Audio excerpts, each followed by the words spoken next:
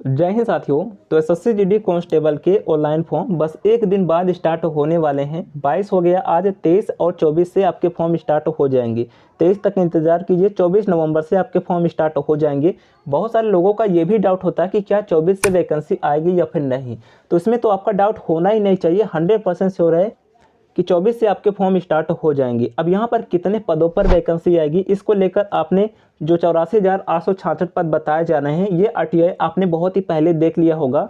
और अभी एक न्यूज़ आर्टिकल्स भी आया है जिसमें बताया जा रहा है कि 84,866 पदों पर वैकेंसी के ऑनलाइन फॉर्म 24 नवंबर से स्टार्ट हो जाएंगे। तो क्या ये सही है या फिर गलत है? क्या इतने पदों पर वैकेंसी आएगी और एज लिमिट कब से काउंट होगी? और इस बार सबसे ज़्यादा किस में पोस्ट होंगे, सीआईएसएफ में होंगे, बीएसएफ में, सीआरपीएफ में? उसके बारे में भी बात कर लेंगे। क्योंकि देखिए, पिछली बार जो पॉइंट से आउट हुए थे, पॉइंट 1, 2, 2, 4 नंबर से जो पिछली बार बाहर हुए थे, उनका तो इस बार टारगेट है एसएसएफ या फिर सीआईएसएफ। तो दो ही उनका टारगेट है, तो वो तो पूरी अपनी तैयारी से बैठे हुए हैं। तो आपका क्या टारगेट है, आप हमें कमेंट बॉक्स में बताइएगा। कितने पोस्ट आने की संभावना है सीआईएसएफ एसएसएफ में, उसके बारे में भी बात कर लेंगे। और फ्रेंड्स, चैनल पर पहली बार आए तो सब्सक्राइब कर लीजिएगा, क्योंकि पिछली भर्ती में मैं खुद सिलेक्शन लिया था, पीयर हुआ था, मेडिकल से बाहर हुआ था।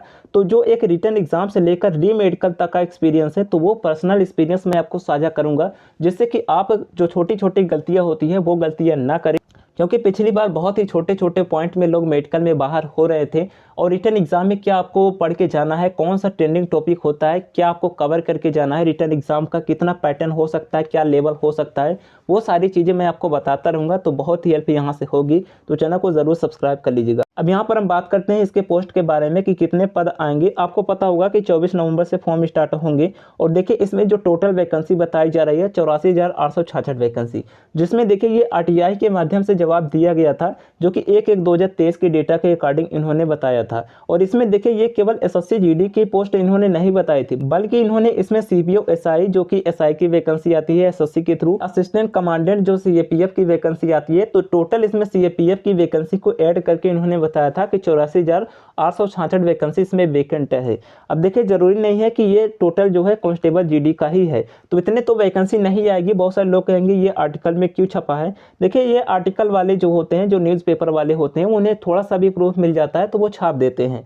जैसे यहाँ पर देखिए, ये आरटीआई उन्होंने देखा होगा और इसी आरटीआई के बेस पर इन्होंने जो है ये आर्टिकल निकाल दिया, छाप दिया। तो इन्होंने थोड़ा सा अगर प्रूफ पाया तो वो छाप देते हैं। बाकी यहाँ पर आपको क्या रियलिटी है वो मैं बता देता हूँ। देखिए, इतने पदों पर वैकेंसी नहीं आएगी, किंतु आप ये समझिए कि 50,000 के आसपास वैकेंसी आएगी। इससे कम हो सकता है, थोड़े बहुत कम हो सकते हैं, थोड़े बहुत ज़्यादा भी हो सकते हैं, किंतु इसी के आसपास वैकेंसी आएगी। देखिए, पिछली बार एक फ्रेंड्स जिसके सीआरपीएफ में सेंटर, वो अभी ट्रेनिंग कर रहा है, उसके सेंटर में जो टोटल बुलाए गए थे वो 250 लोग बुलाए गए थे, जबकि उसमें से 60 लोगों ने ज्वाइन नहीं किया था। तो सीआरपीएफ बीएसएफ को बहुत ही कम लोग ज्वाइन करते हैं।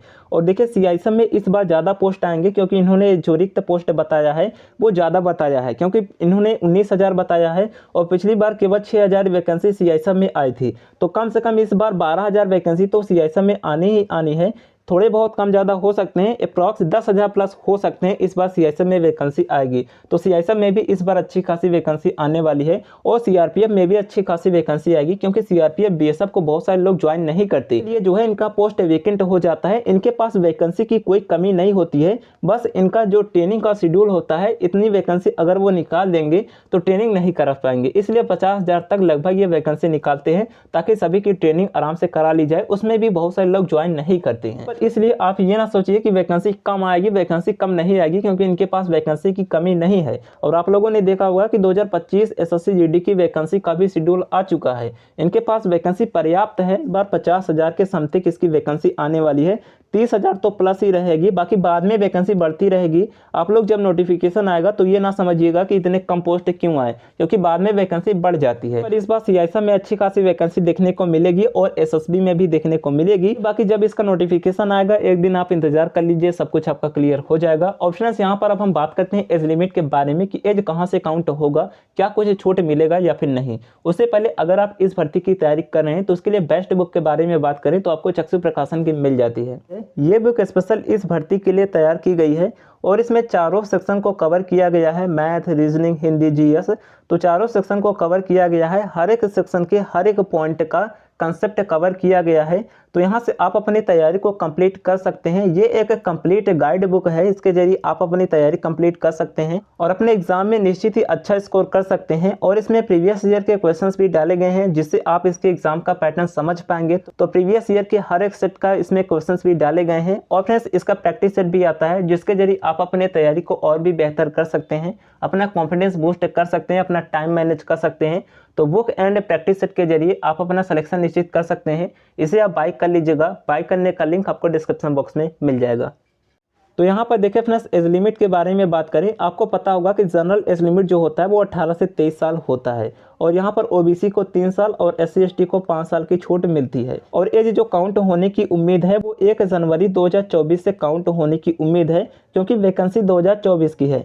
बाकी 1 जुलाई 2023 से भी काउंट हो सकता है, इसकी भी संभावना है, किंतु इसकी संभावना ज़्यादा है। बाकी एज में छूट मिलने की कोई संभावना नहीं है कि एज में छूट देंगे। हाँ, हो सकता है कि 1 जुलाई से ये जो है अपना एज लिमिट काउंट कर ले, अर्थात 1 जुलाई तक अगर आप 18 साल के हैं, 23 साल से ज़्यादा नहीं है, तो आप अप्लाई कर सकते हैं। बाकी अगर 1 जनवरी 2024 से काउंट होता है तो इस डेट तक आप 18 साल के हो जाने चाहिए। आप अपना एज निकाल लीजिए, इस डेट तक आप 18 साल के हो रहे हैं, या फिर इस डेट तक अगर आप 23 साल से ज़्यादा हो रहे हैं तो आप अप्लाई नहीं कर पाएंगे। 23 साल से कम है तो भी आप अप्लाई कर लेंगे। चलिए, आगे का जो कुछ भी अपडेट आएगा इन्फॉर्म कर देंगे, आप लोग वेट कर लीजिए और आप लोग तैयारी करते रहिए, क्योंकि इस बार थोड़ा सा लेवल अप देखने को मिल सकता है। इस बार कंपटीशन भी ज़्यादा है। पिछली बार मेरिट में आउट हुए थे वो तो पूरा सशस्त्र होकर इसके लिए तैयार बैठे हैं, वो वैकेंसी का इंतजार कर रहे हैं। तो आपकी फेवरेट पोस्ट क्या है, आप हमें कमेंट बॉक्स में बताइएगा।